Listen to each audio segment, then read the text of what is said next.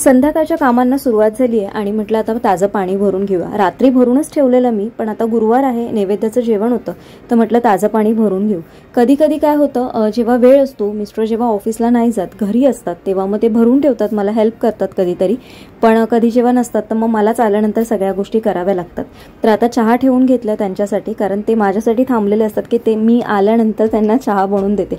मग माझं सगळं आवरून होईपर्यंत मग त्यांना चहा द्यायला पण मला उशीरच होतो, पण ठीक आहे, ते थांबलेले असतात, मग मीच बनवते। आणि आता इथे कुकर वगैरे सगळं तयारी करून घेणार आहे आणि मग आपलं जे नैवेद्याचा जे गोड पदार्थ आहे तो सर्वात शेवटी करायचा ठरवलाय। तर इथे कॉर्न पण बरेच दिवस माझ्याकडे फ्रीजमध्ये होते आणि वाटाणे पण होते। इथे एका साईडला चहा होते, तर म्हटलं छोट्या कुकरमध्ये आपण वाटाणे आणि जे आपले मके आहे ते उकडून घेऊ, म्हणजे ते एका साईडला देखील तयार होईल। मग त्याचं काही खाऊ शकतो, म्हणजे असं नाश्त्याला जेवणाच्या आधी थोडा वेळ खाऊन घेतला ना, चाट बनवला तरी त्याचा खूप चांगला असा यूज होतो। इथे ना येताना आज करवंद मिळाली आणि त्या आदिवासी बायका आहेत ना, बिचारा कितीतरी सकाळी पण मी बघते ना दादरला कितीतरी तर पुड्या घेऊन बसलेल्या असतात बांधून बांधून, आणि 20 रुपयाला ही त्यांनी मला करवंद दिलेली। तर म्हटलं किती दिवस म्हणत होती मी घेऊ घेऊ, आणि संध्याकाळचे मला मिळत नव्हते, तर आज मला आणायचे संध्याकाळी बसलेले दिसले म्हणून घेतले।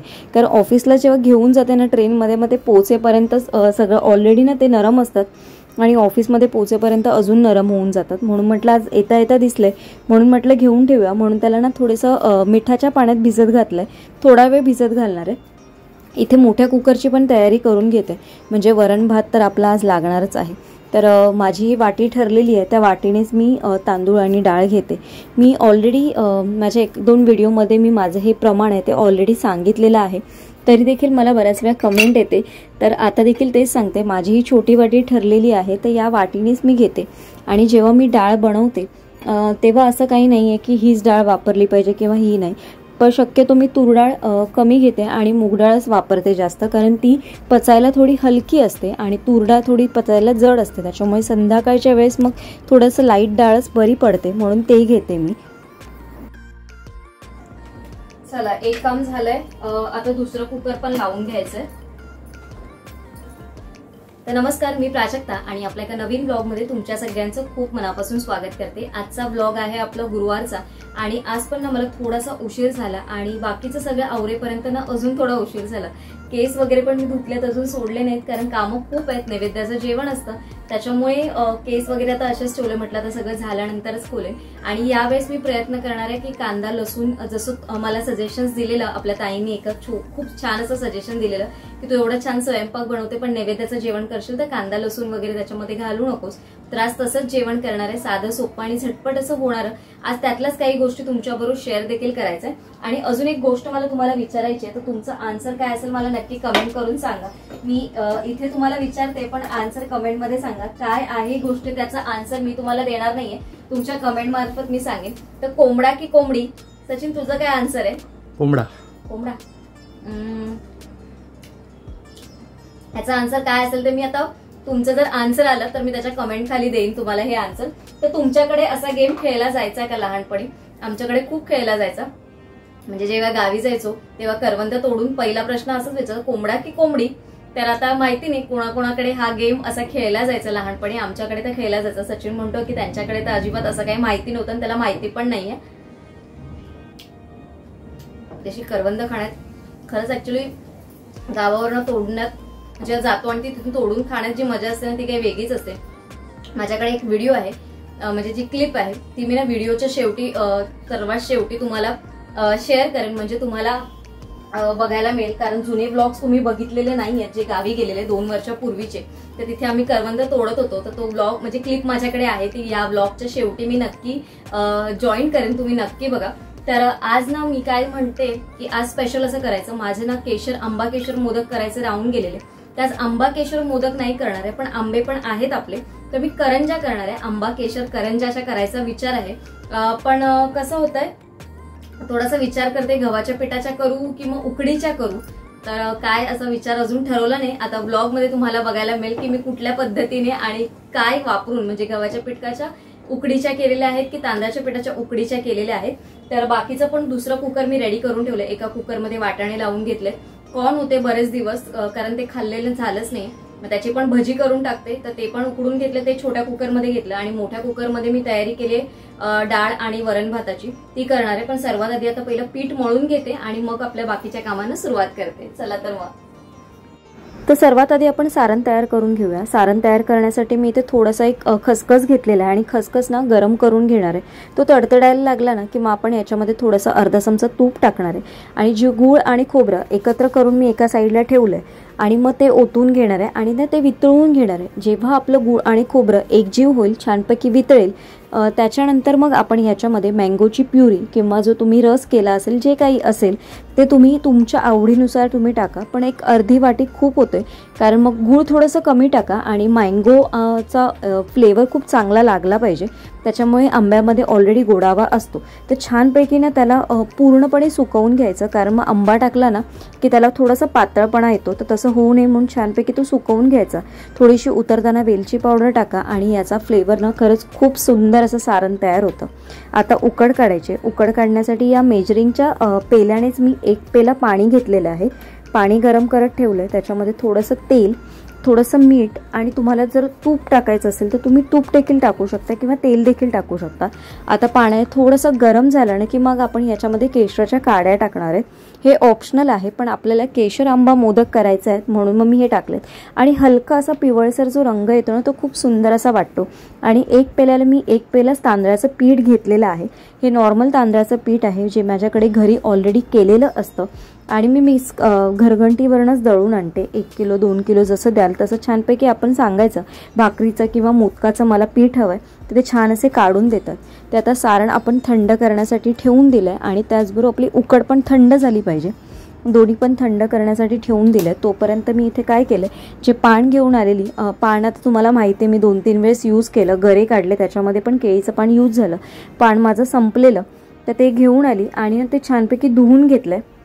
इथे सारण आता बऱ्यापैकी थंड झालं आणि तुम्ही बघू शकता अगदी जसं आपण वडीसाठी करतो ना तसं असं सारण सुकलं. आणि याच्या वड्या जरी तुम्ही थापल्या ना, थोड्याशा पाक अजून थोडेसा घट्ट करा तुम्ही आणि मग आपल्या वड्या थापलात ना तर छान अशा खुसखुशीत अशा आंब्याच्या वड्या देखील होतात. आणि थोड्याशा कडकच करायचा, जेवढा तुम्ही पाक कडक कराल ना तेव्हा वड्या आपल्या छान अशा थोड्याशा खुसखुशीत होतात, नाही तर एकदम अशा सॉफ्ट होतात. तर इथे पाणी गरम करून ठेवायचं आहे, पण आता मी ठेवणार नाही आहे, फक्त तयारी करून ठेवणार आहे. आणि इथे आता आपण जी उकड तयार करून घेतली आहे ना ती मळून घ्यायची. जसं जसं आपण उकड मळायला जाऊ ना तसं तसं तो केशराचा पिवळसर असा कलर आहे ना की त्याच्यामध्ये आपसुकत येत जाईल आणि खूप सुंदर असं दिसतो. वेगवेगळ्या प्रकारचे जर तुम्ही व्हरायटी, थोडं जरी पदार्थ तोच असतो पण त्याला कसं नाविन्य आणू शकतो किंवा त्याला इनोव्हेटिव्ह आपण कसं बनवू शकतो हे आपल्याच हातात आहे. थोडंसं प्रयत्न करा, थोडंसं डोकं लावा की मी हे ट्राय करू किंवा हे नको करू. असं जर तुम्ही केलं ना तर खूप सुंदर अशा पद्धतीने आपण एखादा पदार्थ नवीनरित्या प्रेझेंट करू शकतो आपल्या फॅमिलीमध्ये. सगळ्यांना आवडेल देखील तो. थोडासा प्रयत्न केला तर सगळं जमतं. इथे पान पण मी चाळणीवर ठेवते, कारण याच्यामध्येच मी आता ना करंज्या ज्या करणार आहे तर ह्याच्यावरतीच ठेवून घेणार आहे, कारण आणि मग वरती 1 पान ठेवणार आहे, कारण मग ते सुकत नाही. इथे तुम्ही बघू शकता ॲक्च्युली ना खरंच कलर इतका सुंदर आहे ना, कॅमेऱ्यामध्ये तेवढा दिसत नाही आहे, तेवढा कॅप्चर होत नाही आहे, पण तो खरंच खूप सुंदर असा आहे. गोळा ना जेव्हा आपण घेऊ तेव्हा तो मळून घ्यायचा. छानपैकी पीठ बघायचं कुठे फुटतं आहे का चारी साईडने, नाही ना. अगं जर फुटलं नाही तर मग आपली उकड खूप छान अशी आली असं समजायचं. इथे बघू शकता असं मध्ये ना जो केशर आहे ना तो स्प्रेड झालेला आहे. आणि मी काय करते, जेव्हा करंज्या वगैरे करायच्या असेल तेव्हा पटपटा लाटूनच घेते, कारण संध्याकाळी मग खूप उशीर होतो. आणि ते ना छानपैकी नॉर्मल तुम्हाला प्रेस करून घ्यायचे दोन्ही तोंड. आणि हे बघा मी कशा पद्धतीने करते बघा, फक्त हाताने आपल्याला प्रेस करायचं आणि पुढे तिनं त्याला घडी करत जायचं, प्रेस करायचं घडी करायचे, प्रेस करायचे घडी करायचे. अशा पद्धतीने आपली ही करंजीला खूप छान अशी डिझाईन होते. वेगवेगळ्या प्रदेशामध्ये करंज्यांना वेगवेगळ्या प्रकारची नावं आहेत. आणि UP वगैरे साईडला गुजिया हा प्रकार खूप फेमस आहे, जो होळीला वगैरे खूप केला जातो त्यांच्याकडे. आणि त्याला देखील जी डिझाईन असते किंवा त्याला जेव्हा जे नक्षीकाम केलेलं असतं ना ते अशाच पद्धतीने केलेलं असतं. हे देखील मला जमत नव्हती, पण मी खूप आईकडनं आठवणीने म्हणजे तिच्याकडनं बोलून कसं करतेस तू, कसं करते, मला शिकव करून मी ना तिच्याकडनं हट्टाने ही डिझाईन कशी करतात म्हणजे करंज्या कशा करतात अशा पद्धतीच्या त्या शिकून घेतल्यात. आणि मला पहिलं जमत नव्हतं, पण मग जमलं पटकन. थोडासा प्रयत्न केला आणि अगदी सहजरित्याने मी जमला. आणि आता कितीही सांगा पटापट पटापट अशा होतात. आपण जेव्हा चिरू ना त्याच्यापेक्षा पण जास्त पटापट ह्याने होतात, कारण चिरण्याने मी जेव्हा चिरतो ना तेव्हा परत ते थोडंसं पीठ प्रत्येक वेळेस उरत जातं. तर अशा पद्धतीने केलं तर पटकन होतात. आता पाणी गरम झालंय तर आपण हे ना 10 ते 12 मिनिटासाठी छानपैकी उकडून घेणार आहे. आणि मी 2 बॅचमध्ये करणार आहे. 2 ते 3 बॅच होतील माझ्या, कारण एका बॅचमध्ये सगळ्या होणार नाही. पण मग ते करता करता एका साईडला जो भांड्यांचा पसारा झाला ना तो करून घेणार आहे, कारण आज खूपच प्रचंड भांडी झालेली आणि मला असं वाटत होतं कधी एकदाची ही भांडी मी घासते आणि इथून मोकळी होते, कारण खूप गरम होत होतं. कारण आत्ता जसं थोडासा पाऊस पडून जातो ना तेवढा जास्त असं गरम होतं आणि किचनमध्ये काम करणं ना खूपच अगदी नकोसं होऊन जाते. 10 ते 12 मिनटं यासाठी ना खूप इनफ अशा आहेत. 10 ते 12 मिनटामध्ये करंज्या आपल्या तयार होतात. मोदकांसारखंच आहे, काही फरक नाही, फक्त करंजी आणि मोदक नाव वेगवेगळं, आकार वेगवेगळा, त्याच्यामुळे या सगळ्या गोष्टी वेगवेगळ्या बोलल्या जातात. चला, एक बॅच आपली झालेली करंज्यांची. तर आता ही दुसरी मी ठेवली आहे, ती फक्त जस्ट बघते, पण ती पण आता होत आली. तर आता तुमच्याबरोबर बोलता बोलता म्हटलं हे बघून घेते. आणि भांड्यांचा पसारा बघा किती झाला आणि एवढं गरम होत आहे ना. ऍक्च्युली काय होतं, किचनमध्ये काम आणि सगळं शूट त्याच्यामुळे ना खूपच गरम होत आहे. तर आजचा ब्लॉग मी इथेच एंड करते. छान अशा मी करंज्या दाखवल्यात. आपण काय करतो, जेव्हा आपण पाणी घेतो तेव्हा त्याच्यातच आंब्याचा रस वगैरे टाकतो, तर मग ते खूप कधी कधी ना स्टिकी होऊन जातं, आपल्याला करायला त्रास होतो आणि मग ना आपली रेसिपी फसते.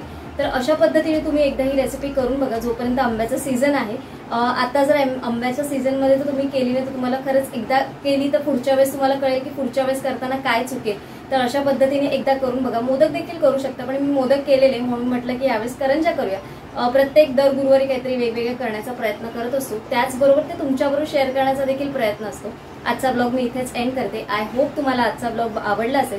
थोडा जरी आवडला असेल तर लाईक, शेअर आणि चॅनलला सबस्क्राईब करायला विसरू नका. आणि फॅमिली आणि फ्रेंड्स बरोबर शेअर करायला अजिबात विसरू नका. तुमचं काही सजेशन्स असेल माझ्यासाठी मला नक्की कमेंट करून सांगा, कारण तुमची प्रत्येक कमेंट ही माझ्यासाठी एक नवीन एनर्जी घेऊन येत असते की मी छान छान ब्लॉग तुमच्याबरोबर शेअर करेन. तर चला, उद्याच्या ब्लॉगमध्ये भेटेल. तोपर्यंत सगळ्यांना bye bye and take care.